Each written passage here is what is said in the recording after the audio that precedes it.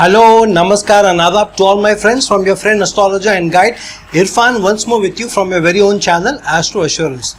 We have been doing a series of planets which may spoil or challenge some of good results that the zodiac is giving you or giving you probability for, and how some of these planets can be party poopers or spoilers or changing the game, spoiling the game for you. So in this light, I want to talk about the biggest game spoiler that the zodiac can give you, the biggest party pooper that the zodiac can give you, and that is none other than Ketu.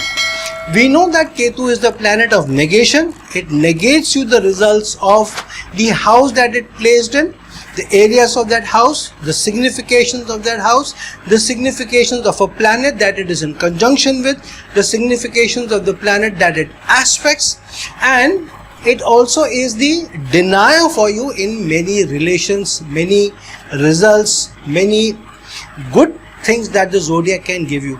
So let's talk a little bit about not only the party pooper or the game spoiler Ketu, but also something that you can do to be able to maybe help you when Ketu is becoming the biggest party pooper for you. For example, Ketu in the Lagna will often take the focus away from the self, from your life goals, from even your health, the concrete plans that you want to make, and the high energy and the killer instinct to be a go-getter for you.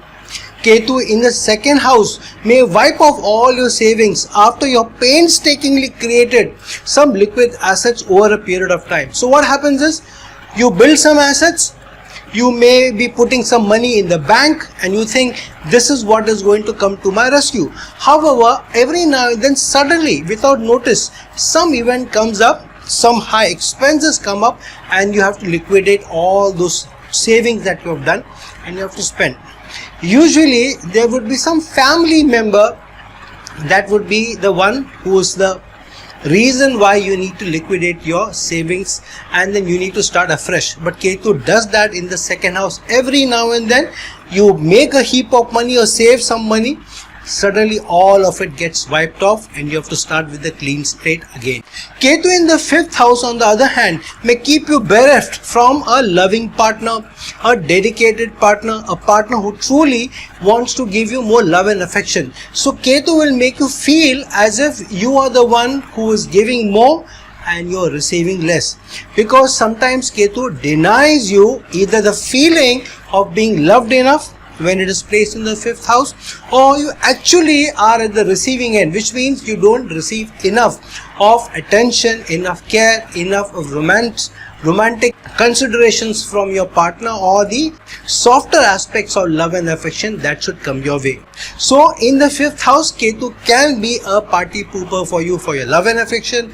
In the second house, it can be the game spoiler for you in terms of how much money you are able to save or even earn, how much you are able to generate as a regular livelihood, whereas in the Lagna it can take you away from life goals, your health, your mission in life, sometimes make you feel very lost. Sometimes you live your life by default rather by design when Ketu goes into the Lagna. If Ketu is in the ninth house, then Ketu may keep you bereft from the higher qualification that you may aspire towards, or to get into those schools or universities that you feel you want to get into or you desire to get into. Sometimes Ketu may give you the educational qualification after working painstakingly on them, but sometimes you are just not able to get enough of gains from the educational qualifications. I have seen many people attain an educational qualification, maybe high educational qualification, but that brings about little benefit for them, little profitability for them from that educational qualification. More often than not, Ketu in the ninth house gives you higher experiences, life experiences, and you learn more from them. And many times I've seen people may have one educational qualification but may pursue a career in something else. Ketu in the 10th house, on the other hand, may not get you the appreciation, the recognition that you feel you deserve from the superiors. Sometimes it keeps you dejected or disconnected from the work at hand. So sometimes you don't seem to be knowing exactly what's going on in the organization, who the power centers are. You are never close enough to the power centers. You don't know who are the movers and shakers in the game. You are not one of the power centers of the organization. You are not among the grapevines. Sometimes you are just somebody is going to work, finishes your work and comes back with all dedication, but not truly a part of the power centers, not a part of the camp that holds political power, authoritative power at work. Ketu, on the other hand, in the 11th house may keep you bereft from social connections, strong social network, good close friends who you can depend on. You may be able to count on your fingers a few friends who you feel are your 4 a.m. friends. And many times Ketu in the 11th house may keep you away from the high social adulation, high mass adulation that a lot of people may want to aspire for. Especially those people who are in the media, who are in politics. If Ketu is in the 11th house, sometimes it takes a lot of painstakingly hard work to climb up the career ladder, especially if you're working in the large organization. It is best for working for a cause where you're not expecting anything much in return. On the other hand, Ketu, when it gets into conjunction with some planets, for example, Ketu, if it's in conjunction with Moon, may either make you very, very cruel. You don't have any empathy, you don't have any caring or caring attitude towards somebody or something, or maybe towards a idea of understanding, nurturing, supporting others. Sometimes you become too cold to emotion, or it takes you to the extreme end. Sometimes you are explosive with rage, emotional upheavals, emotional depression also. So it takes you to extreme. It doesn't allow you to be the balanced person that Moon is expected to be, a strong and expected to make a person. Ketu in conjunction with Sun may obstruct name, fame, rise in power, in leadership, in authority, in influence. So very rarely will you find Ketu and Sun together and a person has made huge name, fame in the corridors of power, in media, in mass adulation.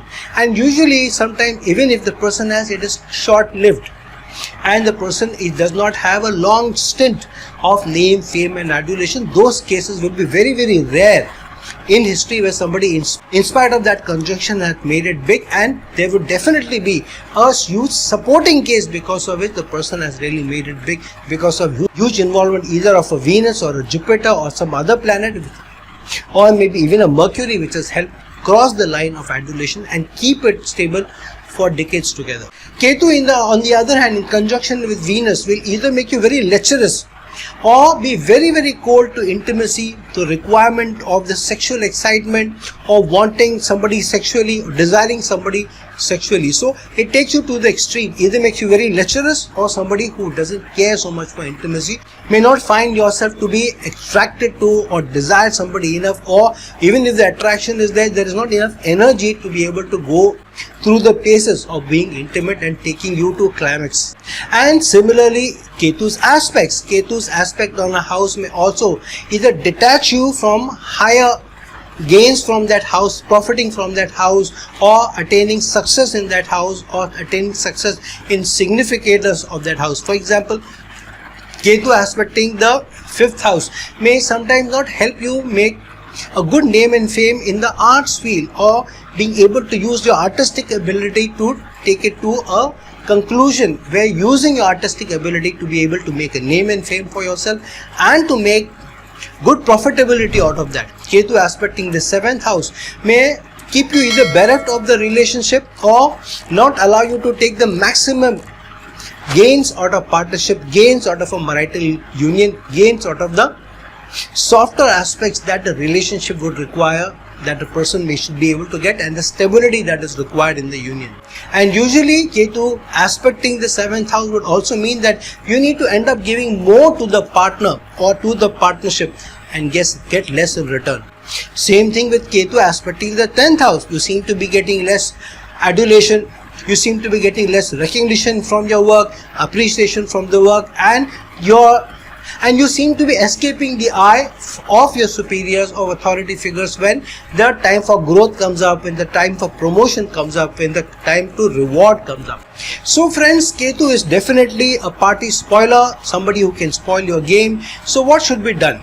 So whenever Ketu is placed in whichever house or whichever planet it is, first learn to give more in the area of that house and try and give some small sacrifices there. For example, if Ketu is in the second house, Ketu wants to keep you bereft of your savings, of your earnings, of your remuneration. So if you're putting your money in a bank and hoping it to grow, one fine day some large expenses may come and take it away. So what does Ketu expect? Ketu expects you to give off. So play Ketu's game. Ketu expects you to give off, do it for others, put money in a foundation and say, I will first grow a foundation for at least $100,000 and keep the money there. If the money is there in the foundation, when I die, when I go from this world, entire money will go to charity given to this foundation. So create a foundation in your name and keep putting money in that, substantial money in that, and some other small savings in the bank. Once you reach some money, substantial amount, say 100,000, after that you have already completed your promise to Ketu that you will give that money for charity. Now put your money in some investments in the bank or whatever. So what you are telling Ketu is, see, I have done my work, I put money in the foundation. If you don't allow me to keep that money there, and if you bring me some other expenses which eat into my other savings of money in the bank, then I will have to take out money from the foundation that I've kept, because I have said that I will give this money only when I die, when I'm gone from this world. So if you want me to truly do for others, please allow me to keep putting in money into the foundation without needing to take money off, and after I've reached a certain figure, allow me to use that for some other expenses, allow my savings to grow. If you don't allow that, I will have to dig into the foundation. So Ketu likes that you are pledging your money in some foundation, in for some charity, and you're putting the money there, not wanting to touch unless there is an emergency. So many times you'll find that when you pledge the money into a foundation, create something and put the money there, or put some money in the bank saying this is the money for charity, whenever I die, do that, or put it in a fixed deposit, will that if I die, this money should be given to charity. You will need to break that fixed deposit only when Ketu does not allow to use your other savings to grow, and if you have to eat into that, then you will also eat into the fixed deposit that you have kept for charity. So do that. Sometimes you have to play the name of the game of the planet itself, but the best thing is to try and do more rather than to hoodwink the planet or play games with the planetary energy. Try and give more, because there is a karmic debt you are carrying. You have already been there and done that, so it's better to do more there, so that then over a period of time you expect. But if you feel that you are more deserving, then even then put more away, put something away in a charity, in some foundation, or in a fixed deposit to be given for a big cause, and then start building your funds. Similarly in love and romance, if you feel your partner is giving you enough love and affection in a relationship, if they are giving you 10%, you do 20%. If they are giving you 30%, you do 50% or more. But there should be some reciprocation. If not, then it is better to pull yourself away and look for a new relationship, or sit down and talk to your partner what to expect from the relationship. So this life is about maybe giving more if Ketu is influencing some area, but it is not that completely being bereft, completely being negated the results of that house. Ketu does not act in that manner. So if Ketu is being your party pooper, act intelligently, but be more giving, be more large-hearted, and you will find that over a period of time, Ketu will become a less of an obstacle in your game, in your fun, and Ketu will also be a sporting energy for you to be able to live your life better. So friends, like this video, share this video, and if you're looking for a personal consultation from me, please reach out to me at the links given below. Till some other time with some other video, this is your friend astrologer and guide Irfan signing off. Ciao.